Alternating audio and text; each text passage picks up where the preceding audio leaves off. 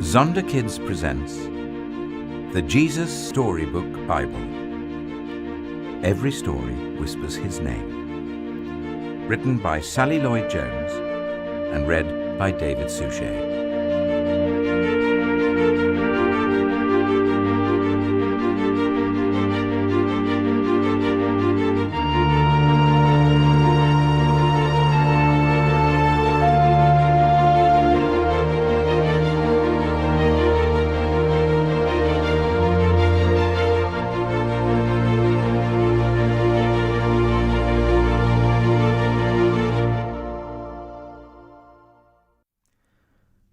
The girl no one wanted.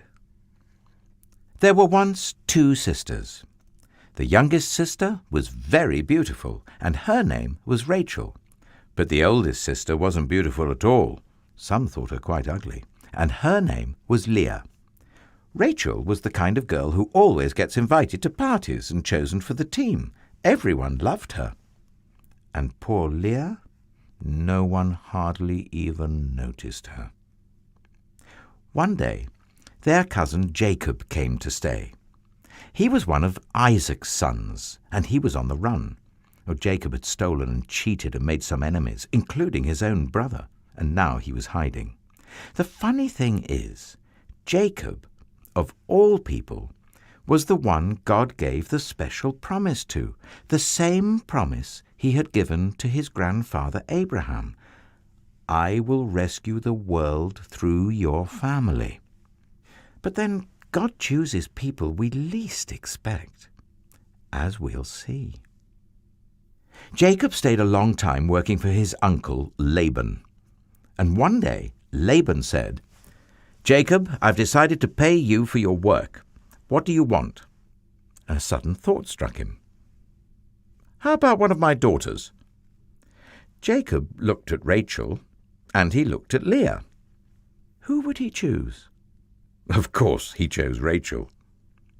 "I'll work 7 years for free," Jacob said, "if I can marry Rachel."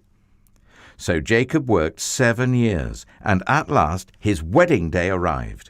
But that night, Laban played a nasty trick on Jacob. Instead of sending Rachel to marry Jacob, he sent Leah.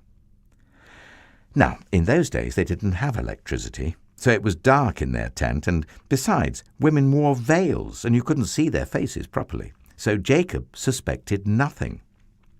The next morning, Jacob woke up and screamed. His new wife was lying beside him, but it wasn't Rachel, it was Leah. Jacob jumped out of bed. "Laban," he cried, "you scoundrel!" But Laban said, "Work for me another 7 years, and then you can marry Rachel." So Jacob worked for Laban another 7 years, and at last Rachel became his wife. Now Jacob had 2 wives, but of his 2 wives, Jacob loved Rachel the best. "No one loves me," Leah said. "I'm too ugly." But God didn't think she was ugly. And when he saw that Leah was not loved and that no one wanted her, God chose her to love her specially, to give her a very important job. One day, God was going to rescue the whole world through Leah's family. Now, when Leah knew that God loved her, in her heart, suddenly it didn't matter anymore whether her husband loved her the best or if she was the prettiest. Someone had chosen her. Someone did love her, with a never-stopping, never-giving up, unbreaking, always and forever love. So when Leah had a baby boy, she called him Judah, which means, "This time I will praise the Lord." And that's just what she did. And you'll never guess what job God gave Leah. You see, when God looked at Leah, he saw a princess. And sure enough, that's exactly what she became. One of Leah's children's children's children would be a prince, the Prince of Heaven, God's son. This prince would love God's people.